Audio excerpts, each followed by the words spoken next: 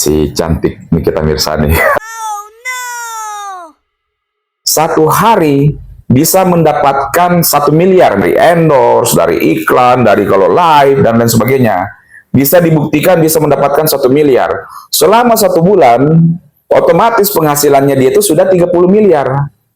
Nah, selama 3 bulan berarti 90 miliar. Saya pribadi sejujurnya sih memang memandang ini harusnya bukan suatu delik pidana pemerasannya, tetapi tentu penyidik memiliki bukti lain ataupun dasar pertimbangan hukum yang lain ya itu. Jadi saya kiranya mengharapkan semoga Ibu Nikita Mirzani senantiasa tabah, kuat dalam kasus ini menghadapi proses hukumnya ya. Dan buat para fansnya Nikita Mirzani ya, tetap mendukung beliau, terlepas nanti bersalah atau tidaknya, beliau adalah seorang ibu, manusia biasa yang tentu perlu mendapatkan dukungan, support moral, mental daripada sahabat-sahabatnya.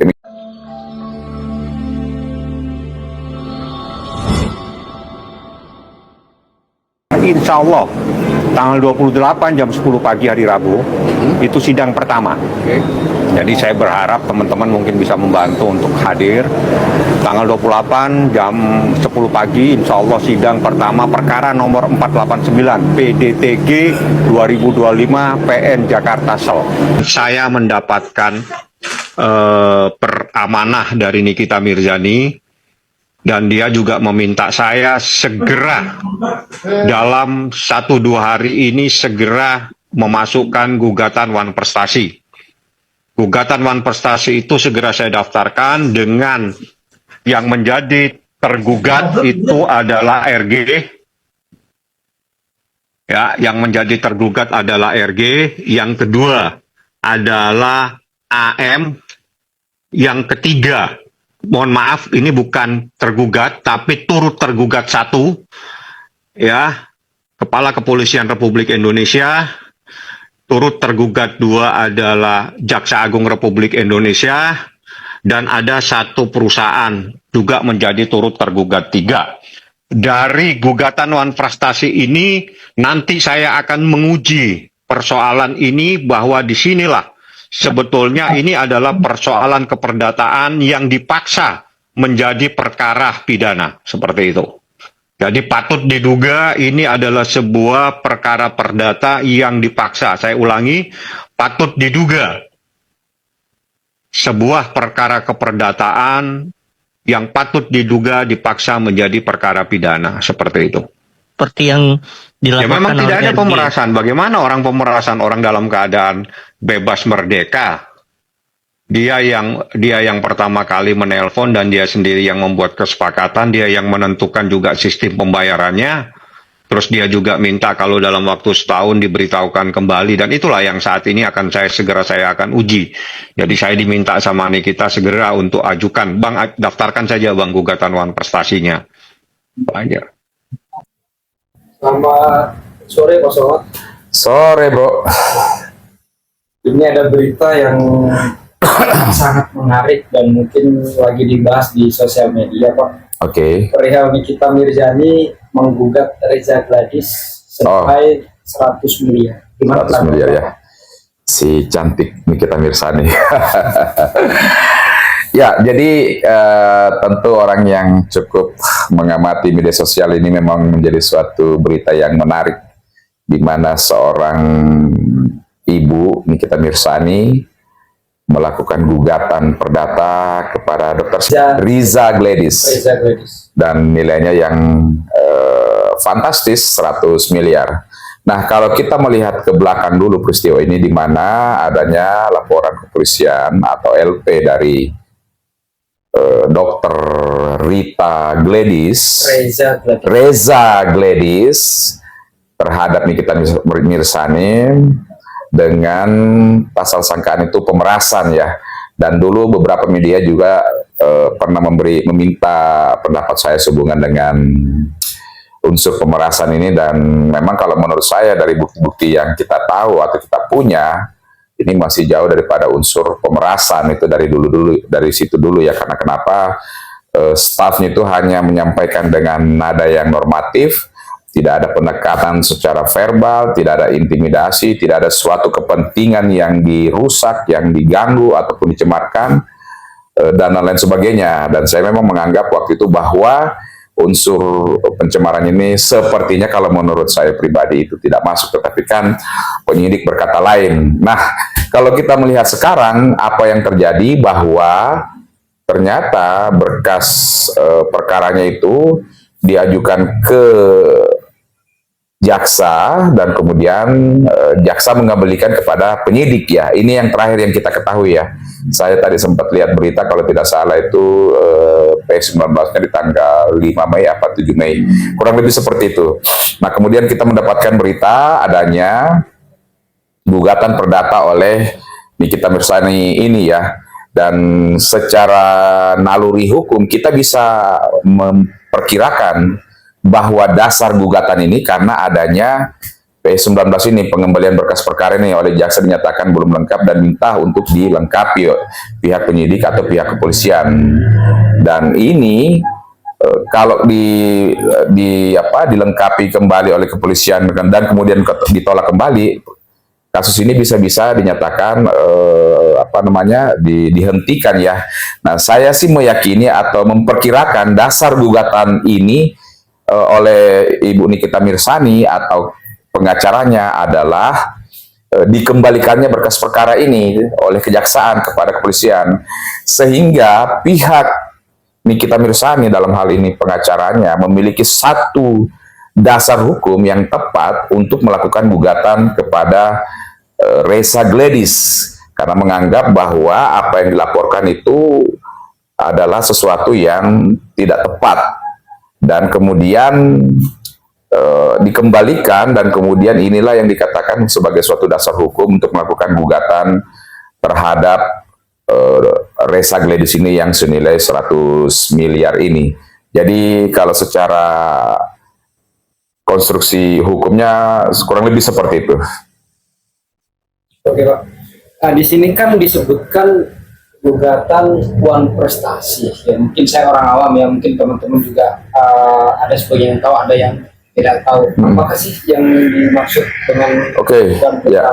Jadi kalau menurut saya ini bukan gugatan wan prestasi ya, ini harusnya gugatan perbuatan melawan hukum, karena kalau gugatan wan prestasi itu harusnya didahului dengan adanya suatu perjanjian ataupun kesepakatan dalam satu pihak kepada pihak yang lain atau para pihak.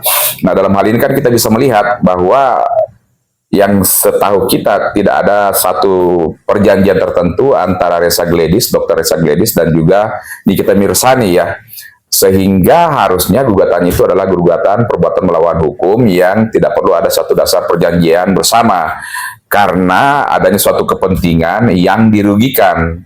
Nah, Nikita Mirzani menganggap bahwa dengan P19 ini atau dengan dikembalikannya berkas ini oleh kejaksaan sudah merupakan suatu dasar yang kuat untuk melakukan gugatan perdata perbuatan melawan hukum.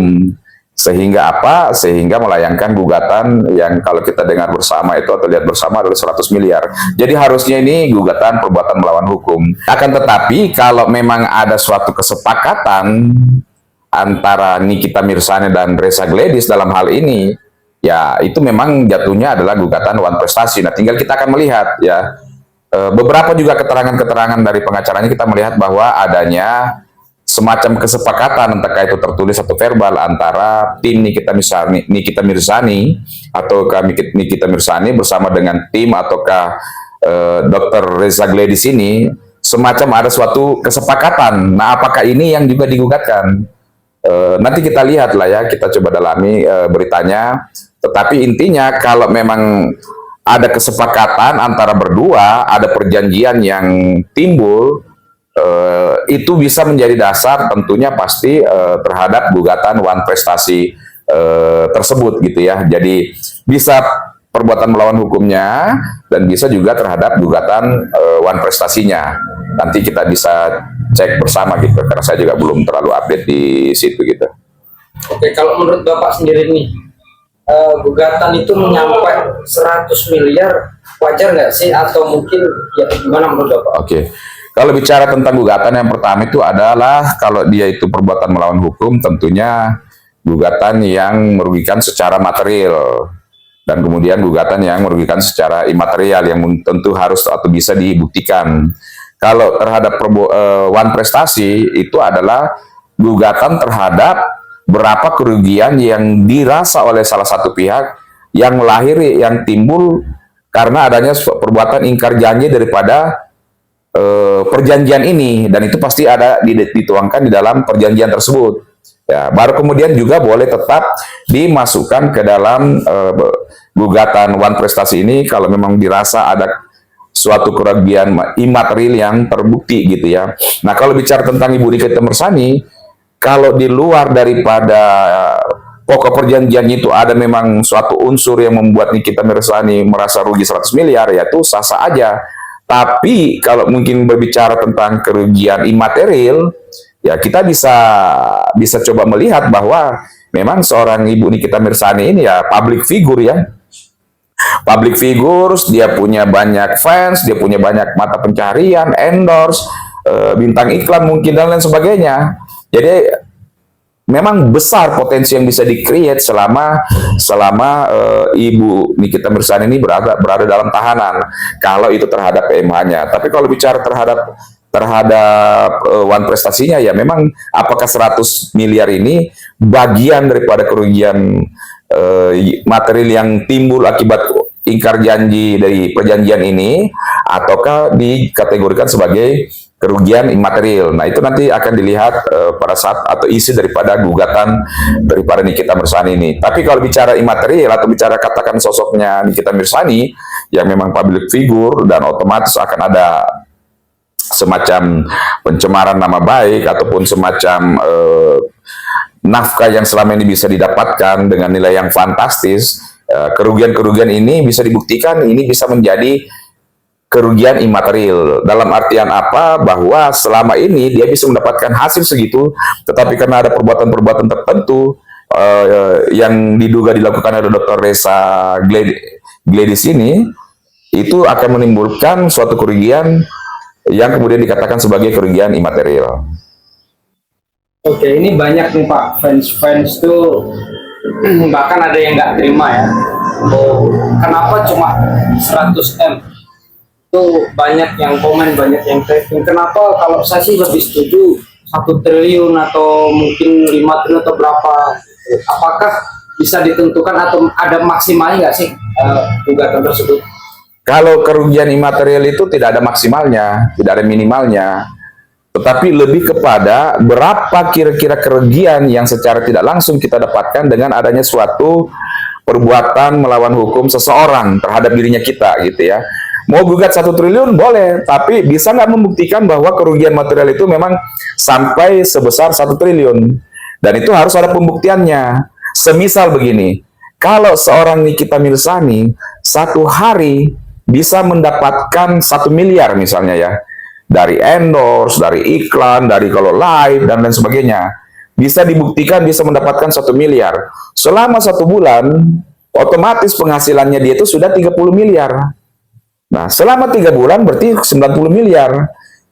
Itu bisa dibuktikan dan itulah kerugian material. Tapi kalau ternyata bisa dibuktikan bahwa dalam 1 bulan, 1 hari, bisa mendapatkan penghasilan misalnya 100 miliar, berarti selama 30 hari itu kurang lebih 900 miliar, hampir 1 T. Nah, itu bisa digugatkan.